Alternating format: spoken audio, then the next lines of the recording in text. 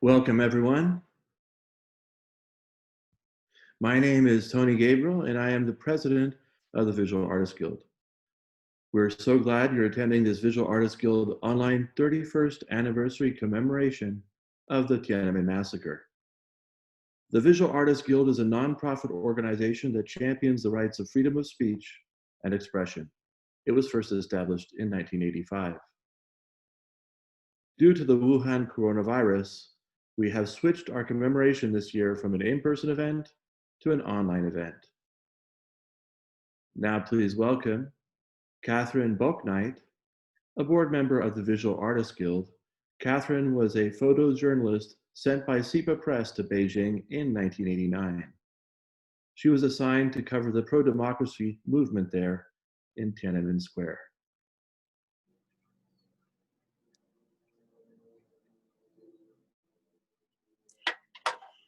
It's a great honor to be here today, and I am so happy to be with all my comrades, and we look forward to the information that we can share. Thank you.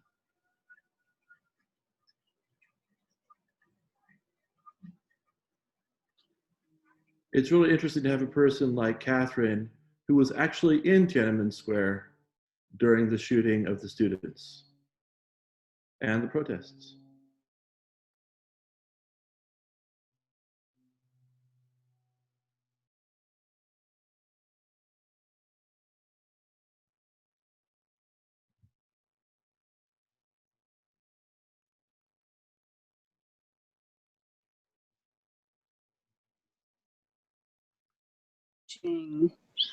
I was there to document the demonstration, Tiananmen Square. When I arrived in the square, there was a peaceful lull everywhere. We knew something was about to happen. We just didn't know what. The soldiers started saying over a megaphone, "Leave the square or we will shoot to kill." The students didn't leave the square. They moved to another area. And when they moved to another area, the soldiers followed them. I was there not knowing exactly what to do or how to do it, but I did know that they kept saying to me, "For the free world," motioning to me to actually photograph what was about to happen. Their history was knowledge for them, but for me, I thought that democracy was on its way in. What they did was they created a tunnel for me. The people created a tunnel where they would push me through by my shoulders and my back. And when I would end up at the end of the tunnel, I would be at the area where the soldiers were shooting. I knew at that time the popping sound that we heard was the soldiers shooting the students. It was at random, and the students would start falling little by little. Some would fall very gently and fall to their knees. They were wounded. Some would fall to the ground. They were dying. They were dying for democracy. They were dying for the hope of the future. The soldiers completely started shooting at random at everybody. They were shooting at me, shooting at my feet, and at that time, I had to run out of the square at the same time, photographing from the sides as I ran out of the square. All over the world, we know that it was worth it for the people in Tiananmen Square to risk their life. But we honor the fact that they did, and some of them passed trying to get democracy.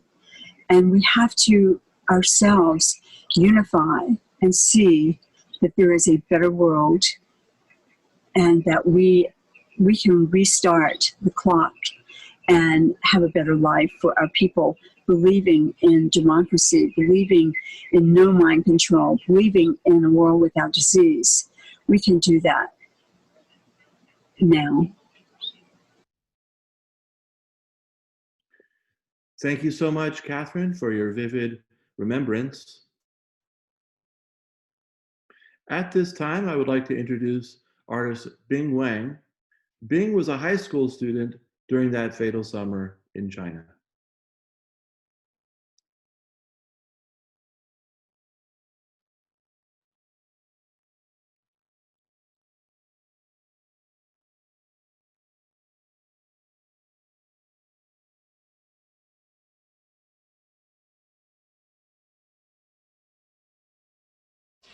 运动开始的时候，我正好要参加高考，当时复习非常紧张，但是师生们都非常关心学运的进展。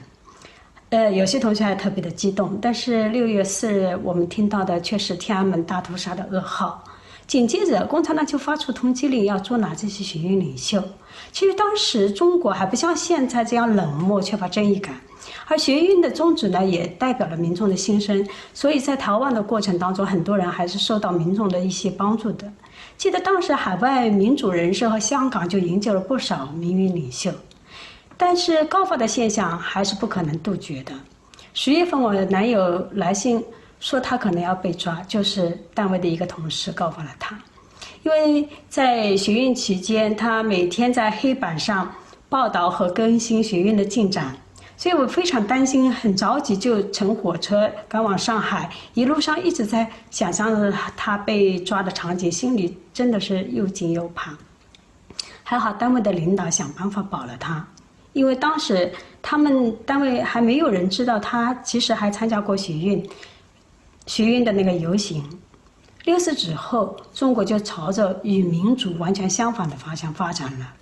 人与人之间就越来越不敢谈政治，6·4就完全属于一个禁区。我们的下一代其实基本上就不大知道什么是6·4，网络上6·4就属于一个敏感字眼，都很难看到。图书馆、书店、网店里很多书就被下架了，最后连从香港买书的这条路也给堵上了。一党专政嘛，一手遮天，他想干嘛就干嘛，所以中国大陆就越来越黑暗。记得女儿在读中学的时候，有一天她拿出一个 U 盘问我们，她说是要不要看《动物世界》。打开文件一看，原来是一部6·4纪录片，2个多小时，详细记录了6·4的过程，尤其是最后那个夜晚，枪声、火炮、坦克，场面非常的血腥。被掩盖的真相，却在这些一直被蒙蔽着的孩子中间暗暗的传开。为了躲过网络的监控，还给他另起一个名字叫《动物世界》，其实是非常讽刺的。去年1月份，我有3幅政治作品在北卡展出以后，在 Duke 读博的女儿就突然问我，她说：“妈妈，你想过画6·4吗？”我一惊，我说：“你怎么会问这个？你是怎么感受6·4的？”她说：“本科的时候，每到6·4前1个月，学校就是网站就开始被特别的监管了。他们清华和对面的北大就不准串门了。校园里到处是警察和便衣，种种不正常的气氛，反而提醒着他们，这有不可告人的真相，提醒着6·4的存在。其实，8·9以来，每一个6·4纪念日，共产党都没有放松过，不就是怕人家知道这个真相吗？但事实上，真相不可能永远被掩盖。民主也是一个社会发展必然趋势，它必须战胜独裁。6·4真相早晚会大白于中国大陆。我相信，总有一天天安门广场上会树立起一座6·4纪念碑的。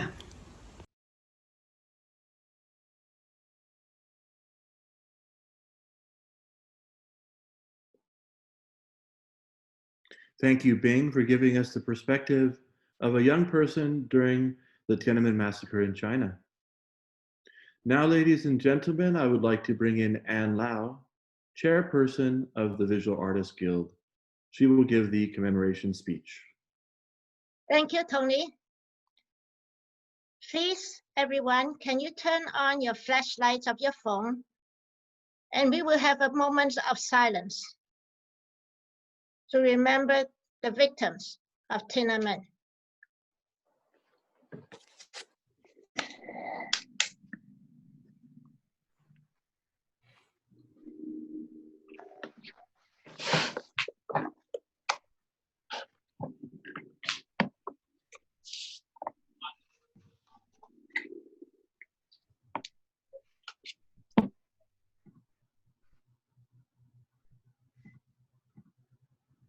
began on April 15, 31 years ago. From the beginning, the students knew too well the risk they were taking. As the students began to appear in Tiananmen Square, their message for democratization spread. They boldly spoke the truth about how they felt about the government. Their actions encouraged others to speak out. Knowing the price to be paid for independent thoughts, people who for years learned to hide their true views of the government suddenly found that their friends and neighbors were thinking the same way. The students' message of nonviolence and their hopes touched the vein of the population, and millions came out in support of the demands. In that time between spring and summer of 1989, the people in China, inspired by the students, suddenly found themselves facing the truth. It was then that they gave each other a precious gift, a gift of freedom, the freedom from fear. The brutal suppression by the Chinese Communist Party shocked the world and shattered the world's preconception that the Chinese people were merely willing slaves of the state. After the death from the Wuhan coronavirus of whistleblower Dr. Li Wenliang, the people of China again stood up to say, "We want freedom of speech." The explosion of anger on the internet caused the CCP to immediately reassess their stand by turning around to call Dr. Li a hero. Dr. Li was a hero for speaking the truth. So were those in Tiananmen. We remember those who were killed. We remember those who have been forced into exile. We remember those who are still seeking their loved ones. Most of all, we remember the love the people in China had shown for each other in that spring of 1989 for the whole world to see. May the spirit of Tiananmen live on.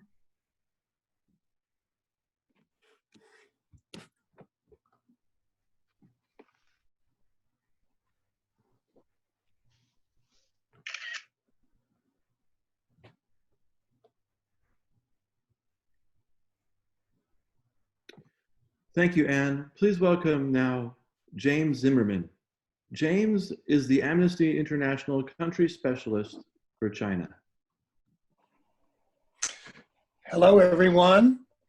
It's very good, and I'm very pleased to be with you today again, using the technology of Zoom so that we can remember those who lost their lives, some of them, and fought for democracy in Tiananmen Square 31 years ago.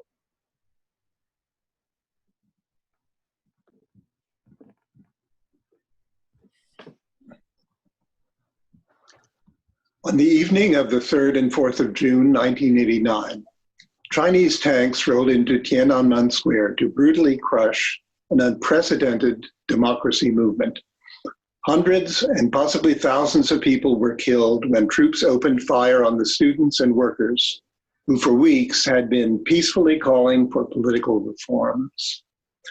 No one knows the exact number because 3 decades on, the authorities in China continue to do all they can to stop people from asking questions about that day or even talking about it. In the days that followed the bloody crackdown, the Chinese authorities issued a list of 21 individuals wanted for their role in organizing the protests. Many of them were arrested, some escaped, some left the country. Fortunately, all have been released today. Nonetheless, many questions remain and many people are not accounted for on this, the 31st anniversary. I repeat our call on the Chinese government to institute a full and impartial inquiry with disclosure of documents so that we can have answers. Today, the Chinese government is attempting to impose a security law in Hong Kong, which would, as former Governor Chris Patten has said, effectively abrogate the Joint Declaration and Basic Law of 1997 and end the special status of Hong Kong. We cannot allow this to happen. The people of Hong Kong need our support. So do the people of Xinjiang, Tibet, and Inner Mongolia, who have been targeted by intrusive surveillance technology, including facial recognition and gait recognition, which is probably state-of-the-art in the world today, and which companies like Huawei are attempting to export. Devices which understand Chinese as well as minority languages are listening in and reporting on conversations. Ilham Tohti in Xinjiang is serving a life sentence. Hada in Inner Mongolia, having served his 15-year sentence, remains under house arrest. He has now been imprisoned 25 years. Gendun Trikhinima, who was appointed by the Dalai Lama in 1995 as the incarnation of the Panchen Lama, has disappeared and has not been seen. Where is he? Campaigns against human rights lawyers and against churches continue, and so do forced abortions, even though the two-child policy has been instituted in place of the former one-child policy. Unless we can mobilize the full force of world opinion, these violations of human rights will remain flagrant, and those responsible will have impunity. This we cannot permit. I ask your help.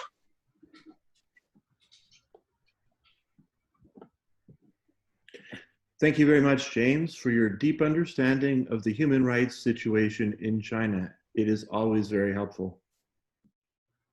Now at this time, please welcome Dr. Tung Nguyen, President of the Vietnam Human Rights Network.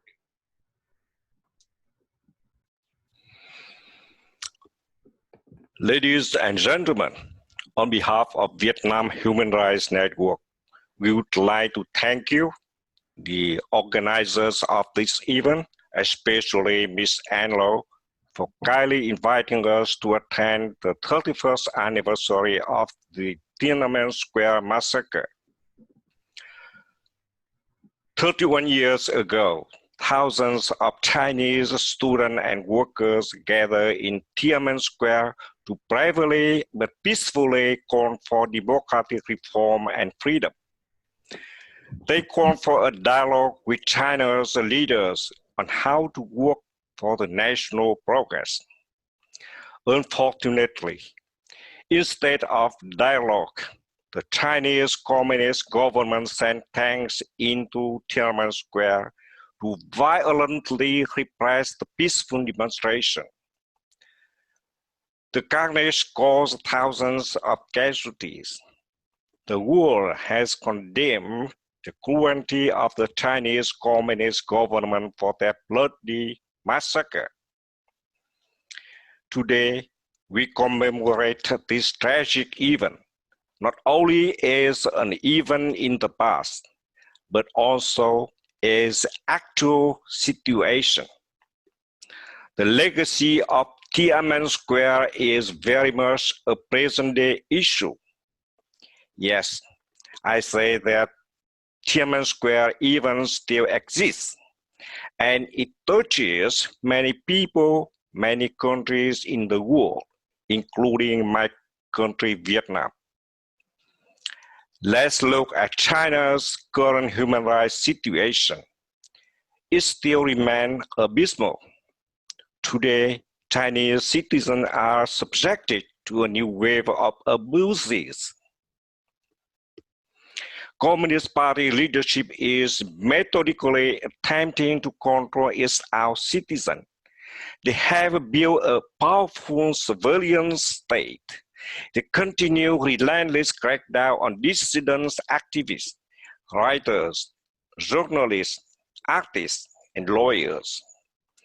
This ruthless oppression and persecution have been marked by arbitrary arrest, imprisonment, torture, and even assassination.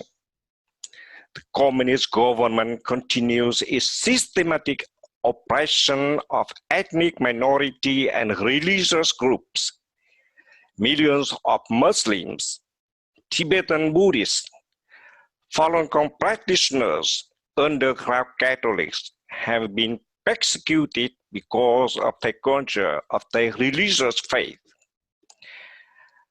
Now China is using its growing economic advantage and corruption-plagued diplomacy and threat to extend this censorship abroad, silencing critics and carrying out the most intense attack on human rights. Beijing is increasingly undermining human rights values and the international human rights system, putting every people and every nation at risk. This dangerous trend must be challenged and must be stopped. To protect everyone's future, we need to act together to resist Beijing's assault on the international human rights system. Third development made clear that the legacy of Tiananmen Square is very much a present-day issue. The spirit of Tiananmen continues to inspire and endure. Today, remembering the Tiananmen Square massacre, we should ask ourselves, what have we done so that a tragedy like this may never happen again? Thank you, everybody, for listening.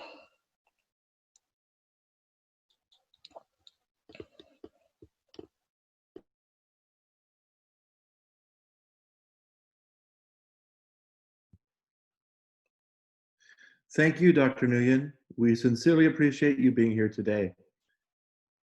It is now with great pleasure that we invite Dr. Perry Link, Visual Artists Guild's 2011 Spirit of Tiananmen awardee. Dr. Link will present to us our first 8 honorees this year.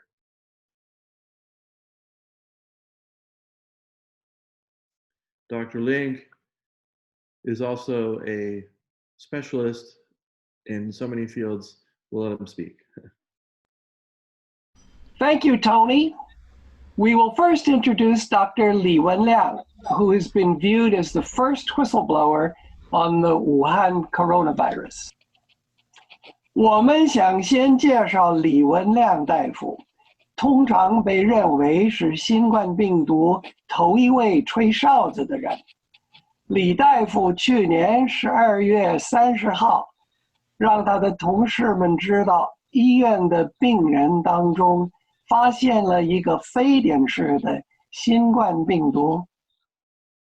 Dr. Li Wenliang, an ophthalmologist at Wuhan Central Hospital, was one of the first coronavirus whistleblowers. On December 30th, 2019, he became aware of a new SARS-like coronavirus and was afraid of a contagious outbreak. He sent out warnings to other physicians only to be called in for official questioning the next day. 3 days later, he was summoned by police, who accused him of spreading rumors and forced him to sign a confession. After treating a patient on January 8th, Dr. Li became infected with the coronavirus himself and was admitted to hospital on January 10th.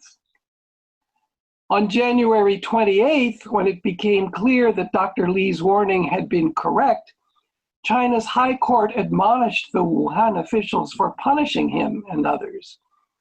Asked at that point if he might sue them, Dr. Li said that just letting the truth get out is more important. In a healthy society, he said, there should not be just one voice. Dr. Li died of the virus on February 7th. His death led to a thunderous outcry on the Chinese internet. "I want freedom of speech" became a widely trending hashtag. The government was obliged to change its judgment of Li, at least on the surface.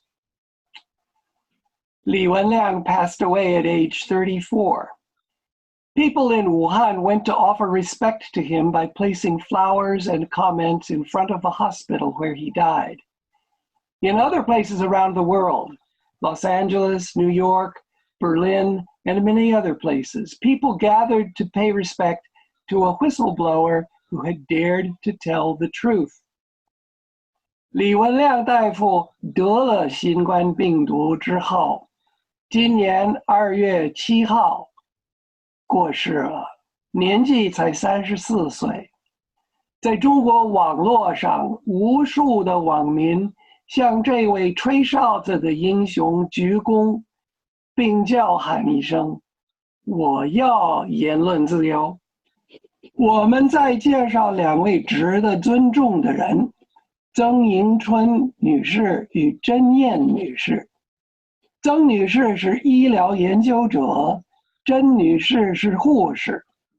2位都是广州人，曾经合写过一篇文章，题名叫《中国医疗工作者向国际组织要求协助对抗新冠病毒》。这文章今年2月24号在英国名牌学报《柳叶刀》上发表。曾迎春 a medical researcher from Guangzhou, and Yan Zhen, also from Guangzhou and a nurse, were the authors of an article entitled Chinese Medical Staff Request International Medical Assistance in Fighting Against COVID-19, an article that was published on February 24th, 2020 in the British medical journal, The Lancet. The article stated this: on January 24th, 2020, we came to Wuhan, China, to support the local nurses in their fight against the COVID-19 infection. We entered the Wuhan isolation ward as the first batch of medical aid workers from Guangdong province, also in China. The conditions and environment here in Wuhan are more difficult and extreme than we could ever have imagined. There is a severe shortage of protective equipment, such as N95 respirators, face shields, goggles, gowns, and gloves. As a result of wearing an N95 respirator for extended periods of time and layers of protective equipment, some of the nurses now have pressure ulcers on their ears and foreheads. In order to save energy and the time it takes to put on and off protective clothing, we avoided eating and drinking for 2 hours before entering the isolation ward. Often, nurses' mouths are covered in blisters. Some nurses have fainted due to hypoglycemia and hypoxia. The 2 nurses described suffering that had resulted from psychological exhaustion as well as physical exhaustion. They reported that 1,716 hospital staff in Wuhan had been infected and 9 had died. Their article ended with a plea for help. We are asking nurses and medical staff from countries around the world to come to China now to help us in this battle. We hope the COVID-19 epidemic will end soon and that people worldwide will remain in good health. Their article was translated into Chinese and posted in the online Chinese language medical journal Dingxiangyuan and elsewhere, but very soon it was taken down. On February 26th, the word retracted in big red letters was stamped across the length of the article in The Lancet. When asked for comment, editors at The Lancet said the authors of the piece themselves had requested its removal. Zheng Yingchun and Zhen Yan are both professionals. Zheng has published more than 60 peer-reviewed articles. It is most questionable that they would voluntarily ask that their article be removed after only 2 days. 今年2月26号，柳叶刀的编辑宣布2位作者要求收回自己。我们今天尊重的另外一位是艾芬大夫。他是武汉市中央医院急诊科的主任。他说他自己并不是吹哨子的人，但是哨子是他提供的。Another person we want to honor today is Dr. Ai Fen. Dr. Ai Fen is director of the emergency department of Wuhan Central Hospital. She noticed that on December 16th, 2019, a patient with SARS-like respiratory infection arrived in her department. Another came in on December 27th, 2019. 3 days later, she saw a diagnostic report that said SARS coronavirus. She understood this to be a highly contagious disease and immediately reported it to the director of the respiratory department of the hospital, the public health division, and the infectious disease division. Drawing a red circle around the words SARS coronavirus, she forwarded the report to colleagues to warn them. Ai Fen wrote in her blog later that she was called to a meeting with the hospital disciplinary committee and severely reprimanded. She was accused of unprofessionalism, lacking discipline, spreading rumors, and creating trouble. The criticism was devastating to her. She felt that she had done only what a doctor ought to do, yet she was ordered to tell nobody, not even frontline hospital staff or even her husband. She recalled the ridiculous situation in which the hospital refused to allow doctors to wear protective isolation gowns, but the doctors wore them anyway, underneath their white hospital gowns. On January 20th, after government authorities announced that the virus could be transmitted from person to person, she did finally tell her husband what had happened. As a number of her colleagues began dying, she further wrote this in her blog, quote, "If these doctors had been warned in time, all this may not have happened. I feel so regretful. Had I known then what I know now, I would have dismissed the leadership's criticisms of me and damn well told everyone. I wish I could turn the clock back," unquote. In a magazine interview, Ai Fen was asked whether she was the original source of the information on the virus. "Were you, like Dr. Li, a whistleblower?" someone asked. "I was not," she replied, "but I supplied the whistle." That interview and Ai Fen's blog both disappeared from the internet shortly after they were published.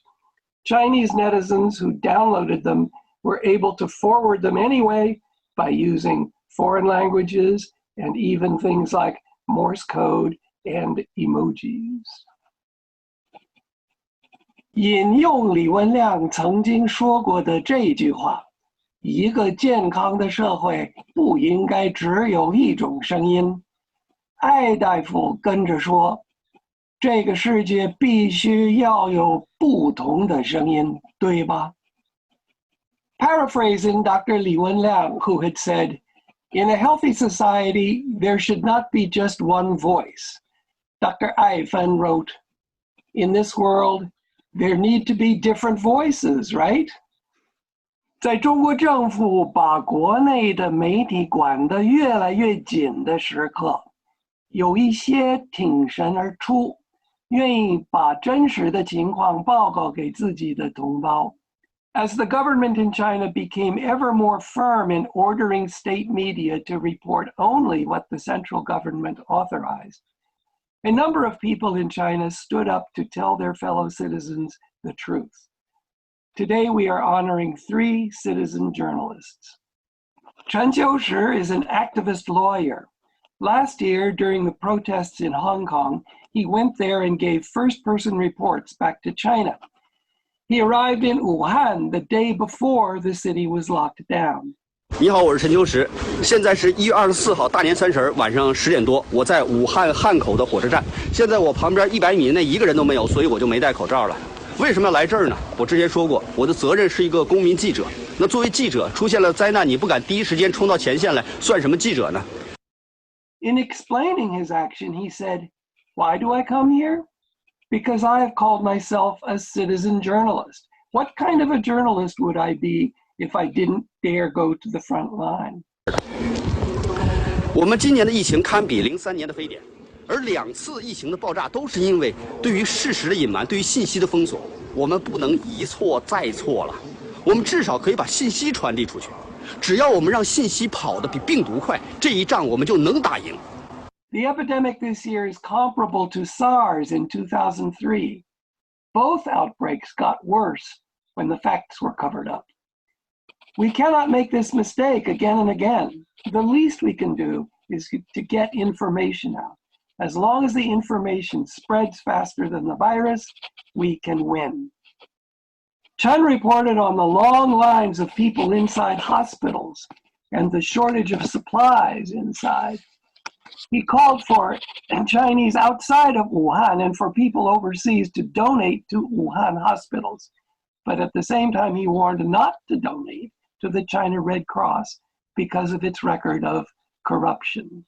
I speak out for the victims not just from kindness in my own heart, but because I want a social system that, if someday I should become a victim, will be there, supportive and humane. On February 6, 2020, Chen Qiushi disappeared. 陈秋实今年2月6号失踪了。Another admirable citizen journalist is Fang Bin. 另外一位值得尊敬的公民记者是方斌，本来在武汉做生意的。Fang Bin originally was a businessman in Wuhan. During the city's lockdown, he began making video recordings of scenes in the city, including inside hospitals. On February 1st, he showed 8 corpses piled in a minibus outside a hospital. 另外那个他儿子啊，又快死了一个，他儿子已经喘不过气来了，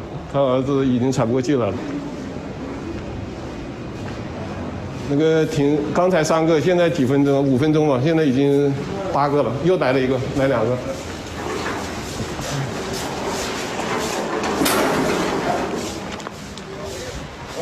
你们里面还有尸体吗？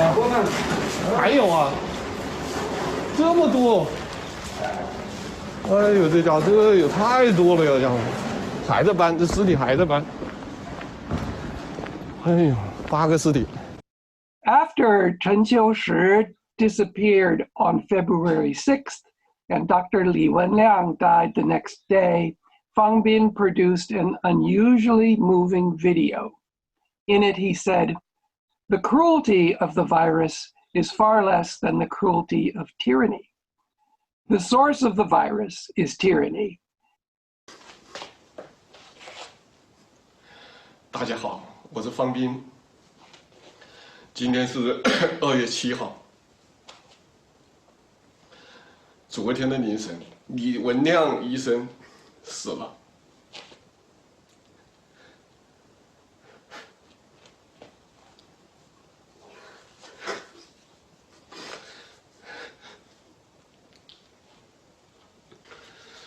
陈秋实律师被失踪了。病毒的残酷远远比不上暴政的残酷，病毒的根源是暴政，大家一定要认识清楚。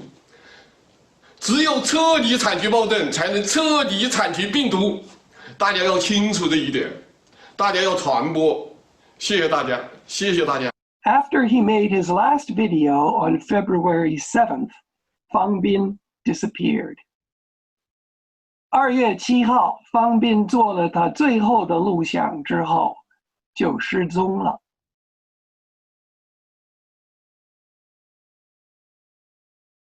Another citizen journalist we are honoring today is Ms. Zhang Zhan. A lawyer by profession, Zhang went to Wuhan during the coronavirus outbreak to discover and report the truth of what was happening there. 我们今天表示尊重的另一位公民记者是张展女士。张女士是律师。新冠病毒出现在武汉的时候，她立马人到武汉，想了解和报道真相。She talked with many people, asking about their lives and how they were coping. She visited cemeteries to see the fresh graves of victims.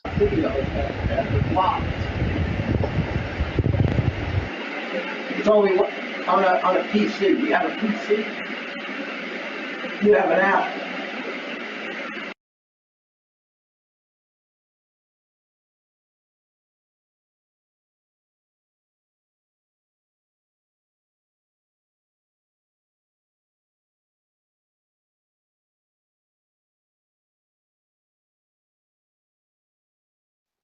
She filmed outside a virus research laboratory and wondered if there were a connection between the lab and the pandemic.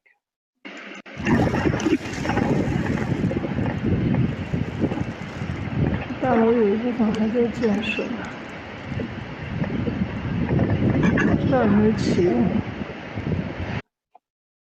One of the questions Zhang Zhan asked people in Wuhan was what they thought about the political leaders in Wuhan who were telling them that they should be grateful to the government. Are you grateful? She asked. 大家好，我是张展。武汉市市民对政府感恩吗？或者说这个问题可以通过教育解决吗？我采访了几个武汉的市民，大家的反应是这样子的。你怎么反应？我可以问你个问题吗？就是武汉政府他要求教育人民感恩政府和国家，你感恩吗？我感恩个屁！我感恩他，他把我们害死了，别国的财。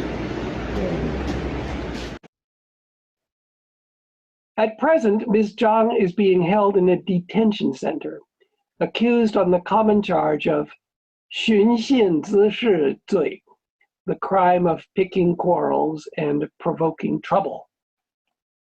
目前张女士在看守所里，被控告犯了常见的寻衅滋事罪。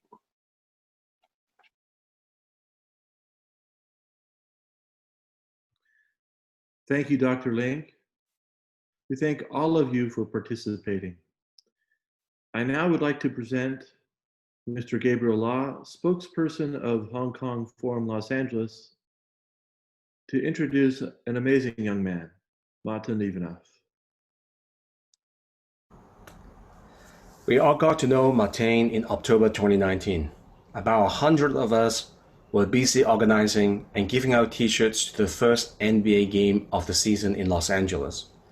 It was right after CCP decided to punish NBA because of what Houston Rockets manager tweeted as support to protesters in Hong Kong. We gave out tens of thousands of t-shirts that night, and one went to Matan. He was very smart, and by smart, I mean opportunistic in the best sense of the word. While the kid's dance camera was swinging from one kid to the next, he covered his front with a Clippers jersey. As soon as the camera landed on him, he quickly flipped over the uniform and revealed the Fight for Freedom t-shirt underneath.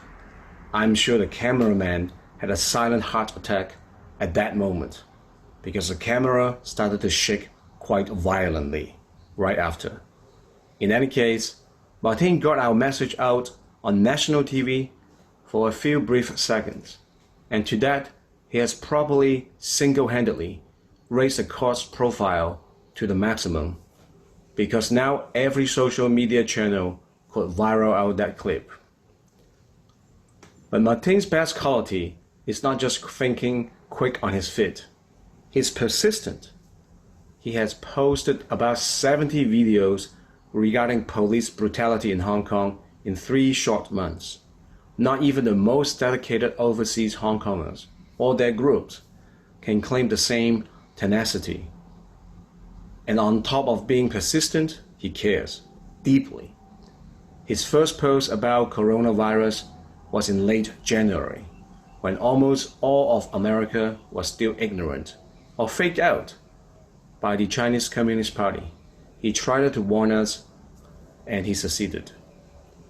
I have seen him on numerous media, being interviewed. I have read his coverage in Time magazine. But I have also seen him up close in Do the Parade in Pasadena in November 2019, and chatted with him a little bit. For a fifth grader, having grabbed all this attention, he has a very stable mindset and is never boastful. Perhaps in this leaderless movement, youth like Matan can show older generation of activists like me on how to press forward. Thank you.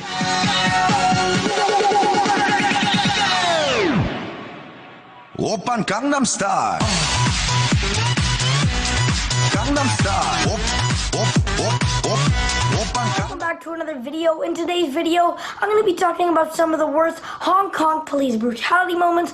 This is the extended version, so I'm going to play the Twitter video, and then I'm going to play some extra clips that were included in the Twitter video. Make sure to subscribe so you can watch all the future videos I upload on this channel. But besides that, let's get into the Twitter video. First clip, you're going to be seeing some Hong Kong police who are in what looks like to be a restaurant, and this was apparently on Mother's Day. So people are going out on Mother's Day to have a good time, considering coronavirus is not that bad in Hong Kong right now. And what ends up happening is Hong Kong police end up causing huge chaos and arresting people and putting people on the floor. So here it is.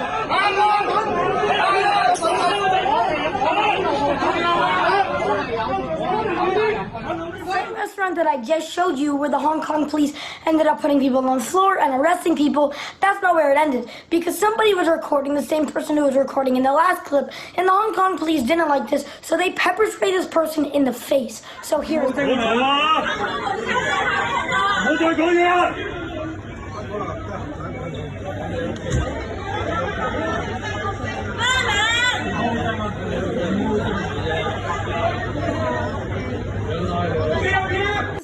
you're going to be seeing the Hong Kong police lead two young journalists to a wall, and they're basically going to be talking to them, cursing at them, and in general just being really rude to them. Now these people really didn't do anything, and they were actually taken to the police station after and released, which is good, but this should have never happened. So here is that.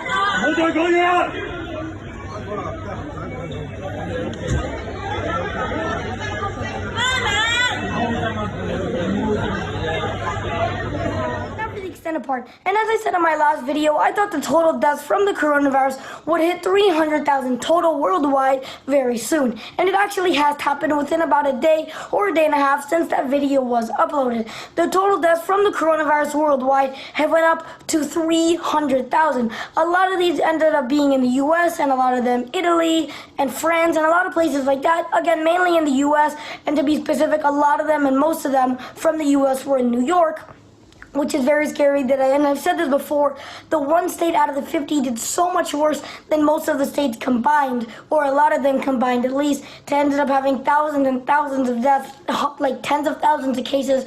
It was just really bad in New York and really bad in the US in general. So here is 300,000 total worldwide deaths from the coronavirus.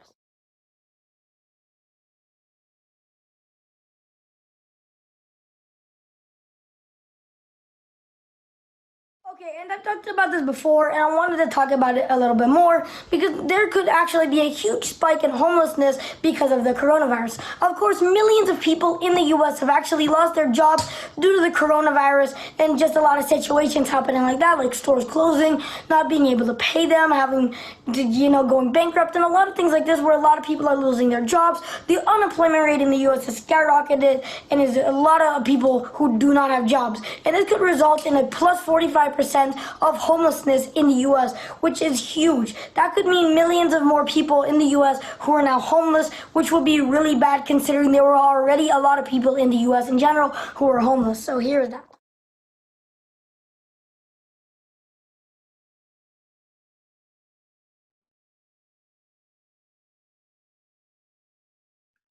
For watching. I hope you guys enjoyed this video. If you want to see other future videos I upload on this channel about the coronavirus and about Hong Kong police brutality.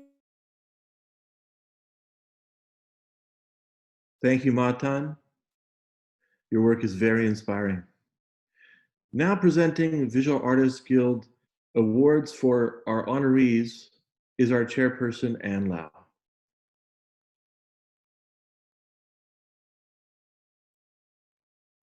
Thank you, Tony. Thank you, Tony. Yes, okay.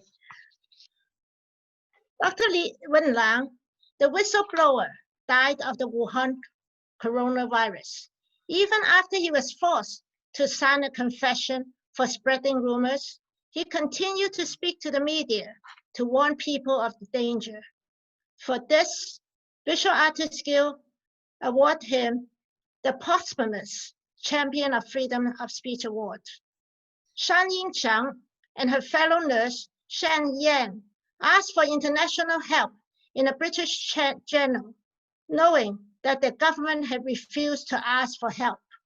For their compassion for their fellow men, even at the risk of jeopardizing their own professional career, Visual Artists Guild present them with the Champion of Freedom of Speech Award. Dr. Ivan admitted that she is not the whistleblower, but supplied the whistle. For her willingness to speak out, knowing there certainly be more reprimand, Visual Artists Guild present Dr. Ivan with the Champion of Freedom of Speech Award. Chen Xixi, Fang Bing, Li Xiwa, and Shang Shen are 4 citizen journalists who felt that it is necessary to find out the truth. As Chen Qiuxi has said, in front of me is the virus.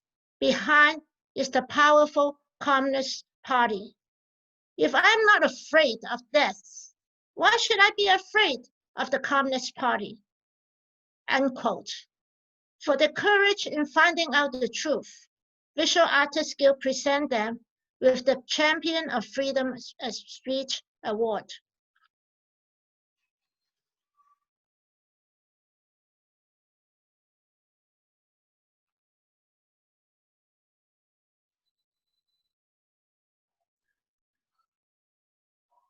Thank you. It's my honor to be here today to commemorate the memory of Tiananmen protests. 31 years ago, I was a student of Tsinghua University. It was on this day, 31 years ago, that the Statue of Democracy was first erected on Tiananmen Square. It embodied Chinese people's hope for freedom and democracy after millions all over China have protested peacefully for over 40 days. One of the demands top on the priority is freedom of speech. Unfortunately, 4 days later, the Chinese government reacted with brutal force, with tanks and machine guns. Many people died for the dream of freedom in China.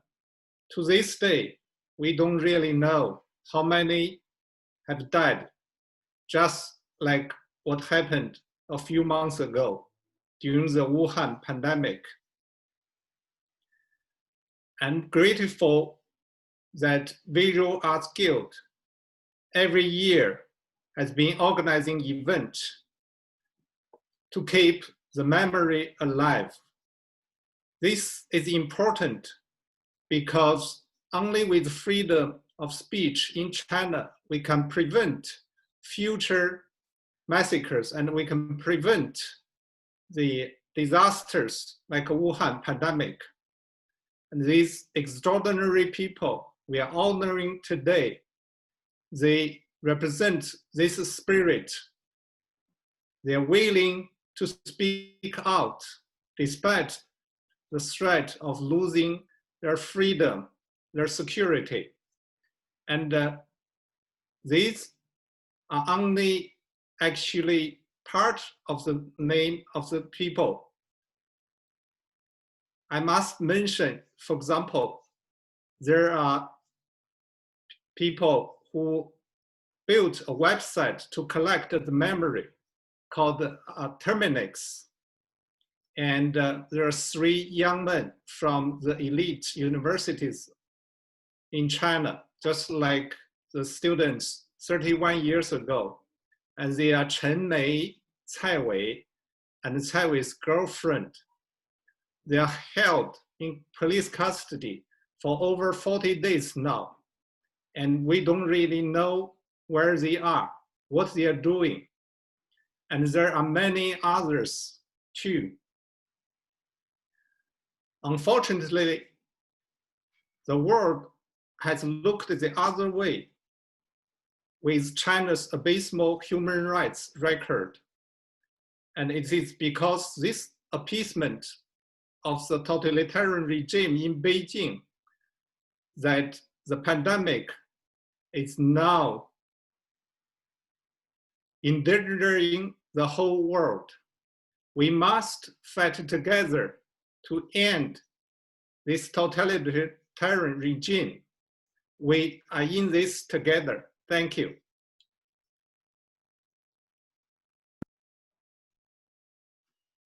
I do apologize. I missed the chance to introduce Zhou Fengshuo. Thank you very much, Zhou Fengshuo. Zhou Fengshuo was our 2019 honoree, and he was the #5 most wanted students back in 1989. So now I turn over to Tony. Thank you, Zoe. The information you gave us is very timely and very useful, and we really appreciate it. Now I'd like to invite back Ann Lau to do the presentation of the Spirit of Tiananmen Award. Thank you, Tony. And like this, it is my greatest pleasure to introduce our next amazing young man, who is actually previously been introduced by Gabriel. You have heard Gabriel introduce him, and this extraordinary activist is standing up for justice for his fellow man. Visual artists do present Matan Evenoff with the Spirit of Tiananmen Award. Hello, everybody. Hello, everybody. My name is Matan Evan, and I've made videos on the Hong Kong protests. I am so pleased to be part of this great ceremony and extremely honored to receive this award. As many of you know, a clip of me was seen by many. The clip was of me holding a shirt that said, "Fight for freedom, stand with Hong Kong." Since that day, I've been making videos on the Hong Kong protests and the current mass amount of police brutality going on in Hong Kong. The Hong Kong police have killed and assaulted many innocent people and many innocent protesters and journalists in Hong Kong. Once again, I would like to thank everybody here. And again, I'm extremely honored to be here and receive this award. And of course, free Hong Kong.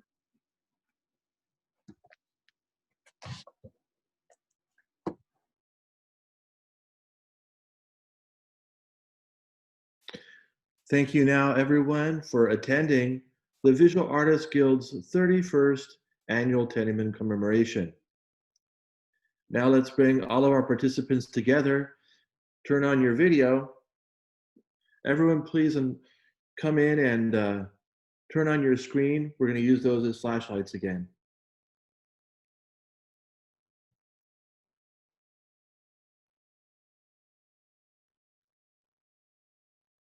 Everyone's coming together.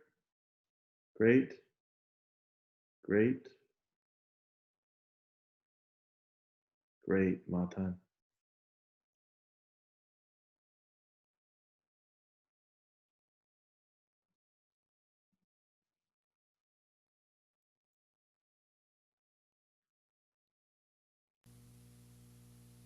Chinese students singing "We Shall Overcome" sounded sweet as it did then at the March on Washington.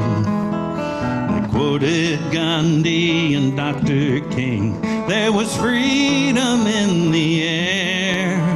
They gave flowers to the soldiers in Tiananmen Square.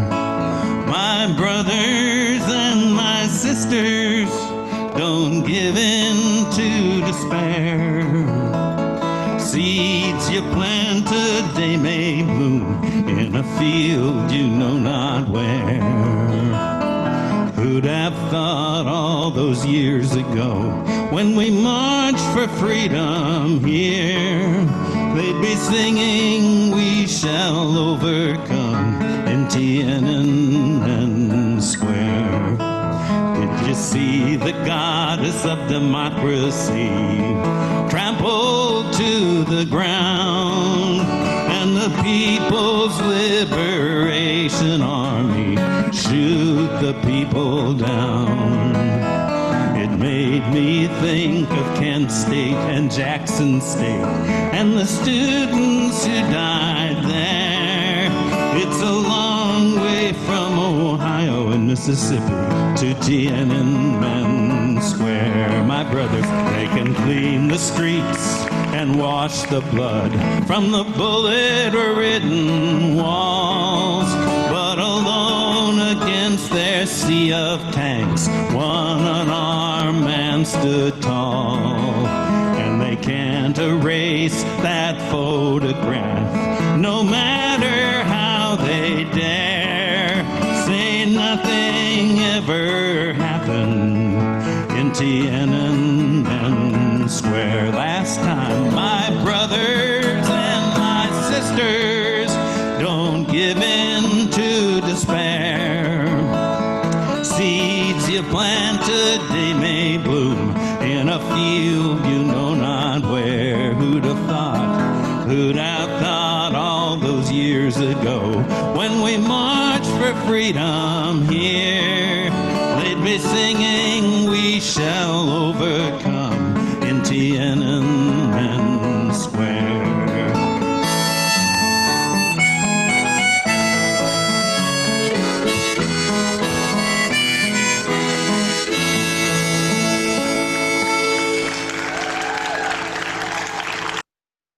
Thank you, Thank you everyone. very much. Thank you so much for participating. Thank you, everyone, for joining us. And we look forward to seeing you next year. And in the meantime, we will be sending more information to you. Hopefully that we will continue our fight for human rights, for Hong Kong, and for China, and for democracy. And we will continue with this type of YouTube Zoom events. And I hope you will continue to join us. And thank you so much for all your support. Thank you. Thank you, everyone. Thank you for participating. Thank you.